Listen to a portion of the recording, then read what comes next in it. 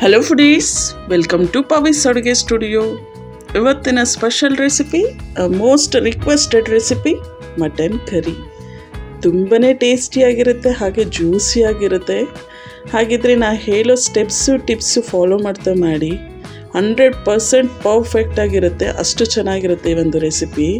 ಹಾಗಿದ್ರೆ ಹೇಗೆ ಮಾಡೋಂತ ನೋಡೋಣ. ನಾನಿಲ್ಲಿ 6 kg ಆಗೋಷ್ಟು ಮಟನ್ ತೊಗೊಂಡಿದ್ದೀನಿ. ಈಗ ಈ ಮಟನ್ನ ಮೀಡಿಯಮ್ ಸೈಜಲ್ಲಿ ಕಟ್ ಮಾಡಿ, ಫ್ಯಾಟ್ನ ಸಪ್ರೇಟ್ ಮಾಡಿ, ನೀಟಾಗಿ ವಾಶ್ ಮಾಡಿ ಸೈಡ್ಗೆ ಇಟ್ಕೊತಾ ಇದ್ದೀನಿ. ಈಗ ಪಾತ್ರೆಗೆ ಒಂದು 250 ml ಆಗೋಷ್ಟು ಆಯಿಲ್ ಹಾಕ್ಕೊತಾ ಇದ್ದೀನಿ. ಆಯಿಲ್ ಬಿಸಿಯಾಗಿದ್ದ ಕೂಡಲೇ ಕಟ್ ಮಾಡಿರ್ತಕ್ಕಂಥ ಈರುಳ್ಳಿ ಹಾಕ್ಕೊತಾ ಇದ್ದೀನಿ. 3 ದೊಡ್ಡ ಸೈಜ್ ಗಾತ್ರದ ಈರುಳ್ಳಿನ ಕಟ್ ಮಾಡಿ ಹಾಕ್ಕೊಂಡು, ಈರುಳ್ಳಿ ಕಲರ್ ಚೇಂಜ್ ಆಗೋ ತನಕ ಈ ಥರ ಫ್ರೈ ಮಾಡ್ಕೊಬೇಕಾಗತ್ತೆ. ಈಗ ಇದಕ್ಕೆ 2 ಟೇಬಲ್ ಸ್ಪೂನ್ ಆಗೋಷ್ಟು ಅರಿಶಿನ ಹಾಕ್ಕೊತಾ ಇದ್ದೀನಿ. ನೀವೇನಾದರೂ ಕಡಿಮೆ ಕ್ವಾಂಟಿಟಿಯಲ್ಲಿ ಮಾಡೋದಾದರೆ ಇದೇ ಇಂಗ್ರೀಡಿಯೆಂಟ್ಸ್ ಕಡಿಮೆ ಮಾಡ್ಕೊಳ್ಳಿ, ಇನ್ನು ಜಾಸ್ತಿ ಮಾಡೋದಾದರೆ ಡಬಲ್ ಮಾಡ್ಕೊಳ್ಳಿ. ಈಗ ನಾನು ವಾಶ್ ಮಾಡಿಟ್ಟಿರ್ತಕ್ಕಂಥ ಮಟನ್ ಹಾಕ್ಕೊತಾ ಇದ್ದೀನಿ. ಆದಷ್ಟು ಎಳೆ ಮಟನ್ ತೊಗೊಂಡ್ರೆ ಬೇಗನೂ ಬೇಯುತ್ತೆ, ಹಾಗೆ ಟೇಸ್ಟು ಚೆನ್ನಾಗಿರುತ್ತೆ. ನೀವೇನಾದರೂ ಕುಕ್ಕರಲ್ಲಿ ಮಾಡೋದಾದರೆ ಒಂದು 2ರಿಂದ 3 ವಿಷಲ್ ಹಾಕಿದ್ರೆ ಸಾಕಾಗುತ್ತೆ. ಆದರೆ ಪಾತ್ರೆಯಲ್ಲಿ ಮಾಡೋದ್ರಿಂದ ಟೇಸ್ಟು ಚೆನ್ನಾಗಾಗುತ್ತೆ, ಆದರೆ ಟೈಮ್ ಸ್ವಲ್ಪ ಜಾಸ್ತಿ ತೊಗೊಳುತ್ತೆ.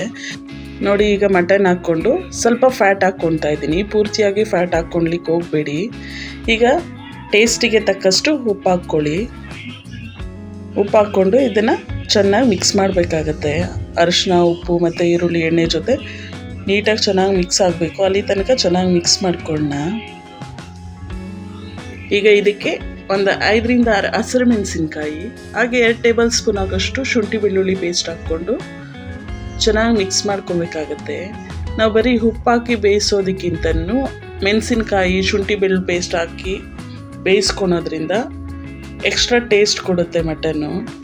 ನೀವೇನಾದರೂ ಹಸಿರು ಮೆಣಸಿನ್ಕಾಯಿ ತಿನ್ನೋಲ್ಲ ಅನ್ನೋದಾದರೆ ಸ್ಕಿಪ್ ಮಾಡಿ. ಇದೊಂದು ಮಟನ್ 70% ಬೇಯಬೇಕು. ಅಷ್ಟರಲ್ಲಿ ನಾವು ಒಂದು ಮಸಾಲೆ ರೆಡಿ ಮಾಡ್ಕೊಳ್ಳೋಣ.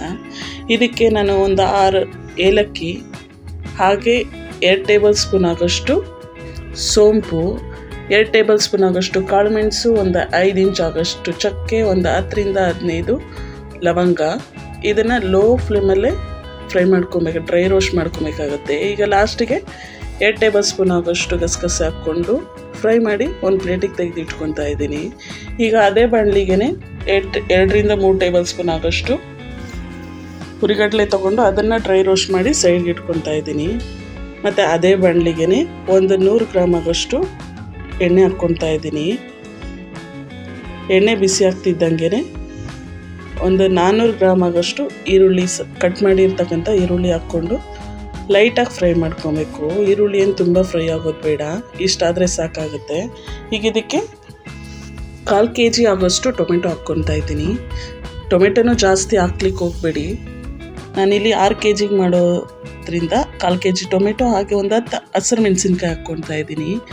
ಈಗ ಇಲ್ಲಿ 200 ಗ್ರಾಮ್ ಆಗೋಷ್ಟು ಬೆಳ್ಳುಳ್ಳಿ, ಹಾಗೆ 100 ಗ್ರಾಮ್ ಆಗೋಷ್ಟು ಶುಂಠಿ ತೊಗೊಂಡಿದ್ದೀನಿ. ಯಾವಾಗಲೂ ಮಾಡಬೇಕಾದ್ರೂ ಶುಂಠಿ ಪ್ರಮಾಣ ಕಡಿಮೆ ಇರಲಿ, ಬೆಳ್ಳುಳ್ಳಿ ಸ್ವಲ್ಪ ಜಾಸ್ತಿ ಇರಲಿ. ಈಗ ಇದನ್ನು ಲೈಟಾಗಿ ಫ್ರೈ ಮಾಡಿಕೊಂಡು ಸೈಡ್ಗೆ ಇಟ್ಬಿಡೋಣ. ಲಾಸ್ಟಿಗೆ ಕೊತ್ತಂಬರಿ ಸೊಪ್ಪು, ಹಾಗೆ ಪುದೀನ ಸೊಪ್ಪು ಸ್ವಲ್ಪ ಜಾಸ್ತಿನೇ ಹಾಕ್ಕೊಳ್ಳಿ, ಟೇಸ್ಟ್ ಚೆನ್ನಾಗಿರುತ್ತೆ, ಸಾಂಬಾರು ಕಲರು ಚೆನ್ನಾಗಿರುತ್ತೆ. ಹಾಗೆ ಒಂದು ತೆಂಗಿನಕಾಯಿ ತೊಗೊಂಡಿದ್ದೀನಿ. ಈಗ ಇದು ಕಂಪ್ಲೀಟಾಗಿ ತಣ್ಣಗಾಗಬೇಕು.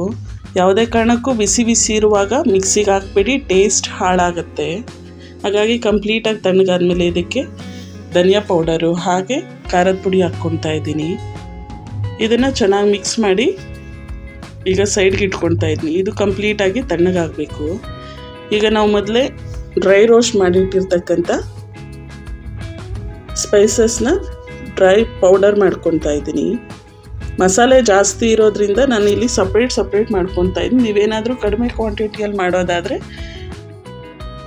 ಎಲ್ಲ ಮಸಾಲೆಗಳನ್ನೂ ಒಟ್ಟಿಗೆ ಸೇರಿಸಿ ರುಬ್ಕೊಬೋದು. ನೋಡಿ, ಇದು ಫೈನಾಗಿ ಪೌಡರ್ ಆಗಿದೆ. ಈಗ ಇದನ್ನು ಸೈಡ್ಗೆ ಇಟ್ಕೊತಾ ಇದ್ದೀನಿ. ಈಗ ನೋಡಿ, ಇದು ಮಸಾಲೆನ ಮಿಕ್ಸಿ ಜಾರ್ಗೆ ಹಾಕ್ಕೊಂಡು ಆದಷ್ಟು ಫೈನಾಗಿ ಪೇಸ್ಟ್ ಮಾಡ್ಕೊಬೇಕಾಗತ್ತೆ. ನಿಮ್ಮ ಮನೇಲಿ ಏನಾದರೂ ಗ್ರೈಂಡ್ರ್ ಇದ್ದರೆ ಎಲ್ಲ ಒಟ್ಟಿಗೆ ಹಾಕ್ಕೊಬೋದು, ಆದರೆ ಮಿಕ್ಸಿ ಜಾರ್ ಆಗಿರೋದ್ರಿಂದ ಸ್ವಲ್ಪನೇ ನಾನು ಪೇಸ್ಟ್ ಮಾಡ್ಕೊತಾ ಇದ್ದೀನಿ. ಈಗ ಇದಕ್ಕೆ ನೀರು ಹಾಕ್ಕೊಂಡು ಆದಷ್ಟು ಫೈನಾಗಿ ಪೇಸ್ಟ್ ಮಾಡ್ಕೊಳ್ಳಿ. ಈ ಥರ ನುಣ್ಣಕ್ಕೆ ರುಬ್ಬೋದ್ರಿಂದ, ಯಾವುದೇ ಮಸಾಲೆಗಳು ನುಣ್ಣಕ್ಕೆ ರುಬ್ಕೊಳೋದ್ರಿಂದ ಟೇಸ್ಟ್ ಚೆನ್ನಾಗಿರುತ್ತೆ. ಹಾಗೆ ತರಿಯಾಗೂ ಇರೋದಿಲ್ಲ ಕರಿ ನೋಡೋದಕ್ಕೆ. ಹಾಗಿದ್ರೆ ಇದೇ ಫಸ್ಟ್ ಟೈಮ್ ನೀವು ನನ್ನ ಚಾನಲ್ನ ನೋಡ್ತಿರೋದಾದರೆ ಪ್ಲೀಸ್ ಒಂದ್ಸಲ ಸಬ್ಸ್ಕ್ರೈಬ್ ಮಾಡ್ಕೊಳ್ಳಿ. ಹಾಗೆ ಪಕ್ಕದಲ್ಲಿ ಬರ್ತಕ್ಕಂಥ ಬೆಲ್ ಐಕನ್ನು ಕ್ಲಿಕ್ ಮಾಡಿ. ಈಗ ನೋಡಿ, ಉಳಿದಿರ್ತಕ್ಕಂಥದ್ದನ್ನು ಮತ್ತೆ ಮಿಕ್ಸಿ ಜಾರ್ಗೆ ಹಾಕ್ಕೊಂಡು ಮತ್ತೊಂದು ಸಲ ರುಬ್ಕೊತಾ ಇದ್ದೀನಿ. ಈಗ ಮಸಾಲೆ ರೆಡಿ ಆಗಿದೆ. ಈಗ ಮಟನ್ನು 70% ಬೆಂದಿದೆ. ಈ ಟೈಮಲ್ಲಿ ಉಳಿದಿರ್ತಕ್ಕಂಥ ಫ್ಯಾಟ್ ಹಾಕ್ಕೊಳ್ತಾ ಇದ್ದೀನಿ. ನಾನು ಫಸ್ಟೇ ಯಾಕೆ ಫ್ಯಾಟ್ ಹಾಕ್ಕೊಂಡಿಲ್ಲ ಅಂದರೆ, ಅದು ಮಟನ್ ಬೇಯೋಷ್ಟರೊಳಗಡೆ ಫ್ಯಾಟ್ ಎಲ್ಲ ಕರಗಿ ಆಯಿಲ್ ಬಿಡುತ್ತೆ. ಆಯಿಲ್ ಬಿಟ್ಟರೆ ಮತ್ತೆ ನಾವು ಹಾಕಿರೋ ಮಸಾಲೆಗಳು, ಉಪ್ಪು ಖಾರ ಅದು ಟೇಸ್ಟ್ ಇರೋದಿಲ್ಲ. ಹಾಗಾಗಿ ಯಾವುದೇ ಕಾರಣಕ್ಕೂ ಜಾಸ್ತಿ ಫ್ಯಾಟ್ ಹಾಕ್ಕೊಳ್ಲಿಕ್ಕೆ ಹೋಗ್ಬಿಡಿ, ಆದರೆ ಫಸ್ಟೇ ಫ್ಯಾಟ್ ಹಾಕ್ಕೊಳ್ಲಿಕ್ಕೆ ಹೋಗ್ಬಿಡಿ. ಸ್ವಲ್ಪ ಫ್ಯಾಟ್ ಹಾಕೋದ್ರಿಂದ ಸಾಂಬಾರು ಟೇಸ್ಟ್ ಕೊಡುತ್ತೆ. ಈಗ ನೋಡಿ, ಇದು ಮಟನ್ ಫ್ಯಾಟ್ ಜೊತೆ ಬೆಂದು 80% ಬೆಂದಾದಮೇಲೆ ನಾವು ರುಬ್ಬಿರ್ತಕ್ಕಂಥ ಮಸಾಲೆ ಹಾಕ್ಕೊಳ್ತಾ ಇದ್ದೀನಿ. ಈಗ ಇದನ್ನು ಚೆನ್ನಾಗಿ ಮಿಕ್ಸ್ ಮಾಡ್ಕೊಳ್ಳೋಣ. ನಿಮ್ಗೇನಾದರೂ ಗ್ರೇವಿ ಬೇಕು ಅನ್ನೋದಾದರೆ ಮಟನ್ ಬೆಂದಿರೋ ನೀರೇ ಸಾಕಾಗುತ್ತೆ. ಇಲ್ಲ ಸಾಂಬಾರು ಟೈಪ್ ಬೇಕು ಅನ್ನೋದಾದರೆ ಒಂದು ಸ್ವಲ್ಪ ಎಕ್ಸ್ಟ್ರಾ ನೀರು ಹಾಕ್ಕೊಳ್ಳಿ. ಈಗ ನಾವು ಮೊದಲೇ ಡ್ರೈ ರೋಸ್ಟ್ ಮಾಡಿ ಪೌಡರ್ ಮಾಡಿಟ್ಟಿರ್ತಕ್ಕಂಥ ಸ್ಪೈಸಸ್ ಪೌಡರ್ ಹಾಕ್ಕೊಳ್ತಾ ಇದ್ದೀನಿ. ಇದನ್ನು ಹಾಕ್ಕೊಂಡು ಚೆನ್ನಾಗಿ ತಿರುಗಿಸ್ಕೊಟ್ಟು ಒಂದು 10 ನಿಮಿಷ ಮೀಡಿಯಮ್ ಉರಿಯಲ್ಲೇ ಕುದಿಯೋದಕ್ಕೆ ಬಿಡಬೇಕು. ಮೀಡಿಯಮ್ ಉರಿಯಲ್ಲಿ ಕುದಿಸೋದ್ರಿಂದ ನಾವು ಹಾಕಿರೋ ಮಸಾಲೆ ಪದಾರ್ಥಗಳೆಲ್ಲ ಚೆನ್ನಾಗಿ ಮಟನ್ ಜೊತೆ ಬೆರೆತು ಒಳ್ಳೆ ಟೇಸ್ಟ್ ಕೊಡುತ್ತೆ. ಈ ಟೈಮಲ್ಲಿ ನೀವು ಬೇಕಿದ್ದರೆ ಉಪ್ಪು ಖಾರ ಚೆಕ್ ಮಾಡ್ಕೊಬೋದು ಕುದಿಯೋ ಟೈಮಲ್ಲಿ. ಈಗ ಲಾಸ್ಟಿಗೆ 2 ಟೇಬಲ್ ಸ್ಪೂನ್ ಆಗೋಷ್ಟು ಗರಂ ಮಸಾಲ, ಹಾಗೆ 1-2 ಟೇಬಲ್ ಸ್ಪೂನ್ ಆಗೋಷ್ಟು ಮಟನ್ ಮಸಾಲ ಹಾಕ್ಕೊಂಡು 10 ನಿಮಿಷ ಐ ಫ್ಲೇಮಲ್ಲೇ ಕುದಿಸ್ಕೊಬೇಕಾಗತ್ತೆ. ನಾವು ಹಾಕಿರೋಂಥ ಆಯಿಲೆಲ್ಲ ಮೇಲೆ ತೇಲ್ದಾಗ್ಲೇ ಮಟನ್ ಚೆನ್ನಾಗಿ ಬೆಂದಿರುತ್ತೆ, ಹಾಗೆ ಮಸಾಲೆನೂ ಒಳ್ಳೆ ಘಮ ಬಂದಿರುತ್ತೆ. ಅಲ್ಲಿ ತನಕ ಚೆನ್ನಾಗಿ ಕುದಿಸ್ಕೊಬೇಕಾಗತ್ತೆ. ಈ ಟೈಮಲ್ಲಿ ನೀವು ಬೇಕಿದ್ದರೆ ಉಪ್ಪು ಖಾರ ಚೆಕ್ ಮಾಡಿಕೊಂಡು ಅಡ್ಜಸ್ಟ್ ಮಾಡ್ಕೊಬೋದು. ಫೈನಲಿ ಮಟನ್ ಕರಿ ರೆಡಿ ಆಯಿತು. ನಾವು ಹಾಕಿರೋಂಥ ಆಯಿಲೆಲ್ಲ ಮೇಲೆ ತೇಲ್ ಬಂದಿದೆ. ಆದರೆ ಫ್ಯಾಟ್ ಮುಂಚೆನೇ ಫ್ಯಾಟ್ ಹಾಕಿದ್ದಿದ್ರೆ ಫುಲ್ ಆಯಿಲ್ ತುಂಬಿಕೊಂಡಿರ್ತಿತ್ತು ಪಾತ್ರೆ ಪೂರ್ತಿ. ಟೇಸ್ಟ್ ಹಾಳಾಗುತ್ತೆ, ಮಸಾಲೆ ಟೇಸ್ಟು. ಹಾಗಾಗಿ ನಾ ಹೇಳೋ ಟಿಪ್ಸು ಫಾಲೋ ಮಾಡ್ತಾ ಮಾಡಿ 100% ರೆಸ್ಟೋರೆಂಟ್ ಸ್ಟೈಲಲ್ಲೇ ರೆಡಿ ಆಗುತ್ತೆ ಈ ಒಂದು ಮಟನ್ ಕರಿ. ಇದು ಬಿಸಿ ಬಿಸಿ ಅನ್ನಕ್ಕೆ, ದೋಸೆ, ಚಪಾತಿ, ಪೂರಿ, ಇಡ್ಲಿಗೆ, ಮುದ್ದೆಗೆ ಕೂಡ ಸೂಪರ್ ಕಾಂಬಿನೇಷನು. ಹಾಗಿದ್ರೆ ಈ ಒಂದು ವಿಡಿಯೋ ಇಷ್ಟ ಆಯಿತಾ? ಇಷ್ಟ ಆದರೆ ಒಂದು ಲೈಕ್ ಕೊಟ್ಟು ನಿಮ್ಮ ಫ್ಯಾಮಿಲಿ ಫ್ರೆಂಡ್ಸ್ಗೆ ಶೇರ್ ಮಾಡಿ. ನೀವು ಇದೇ ಥರನೇ ಟ್ರೈ ಮಾಡಿ, ಟೇಸ್ಟ್ ಹೇಗೆ ಬಂದಂತ ಕಮೆಂಟ್ ಮಾಡಿ. ಆದರೆ ನನ್ನ ಚಾನಲ್ನ ಸಬ್ಸ್ಕ್ರೈಬ್ ಮಾಡ್ಕೊಳ್ಳೋದು ಮಾತ್ರ ಮರಿಬೇಡಿ. ಹಾಗೆ ನನ್ನ ಇನ್ಸ್ಟಾಗ್ರಾಮ್ ಪೇಜ್ನು ಫಾಲೋ ಮಾಡಿ. Thank you so much.